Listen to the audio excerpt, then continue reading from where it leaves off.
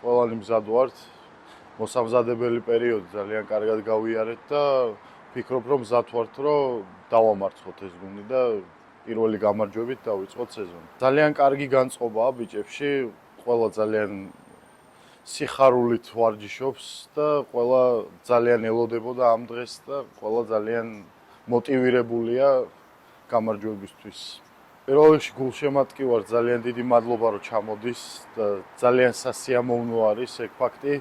ძალიან დიდი მხარდაჭერა არის ეს ჩვენთვის და ჩვენგან უნდა ელოდოს უფრო მეტ ძალისხმევას და ლამაზ თამაშს.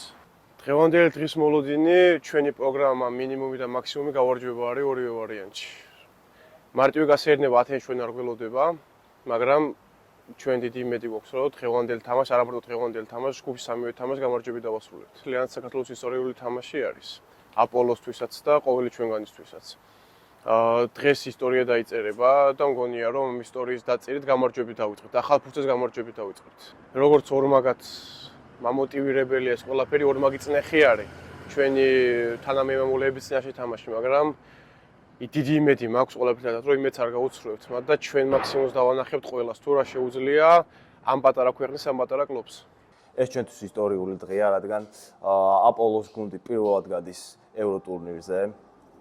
რაც შეეხება გუნდებს, მოწინააღმდეგეს, სამ უძლიერეს კლუბს უნდა დაუპირისპირდეთ. ბიჭები ამისთვის მზად არიან, როგორც ფიზიკურად, ასევე მენტალურად.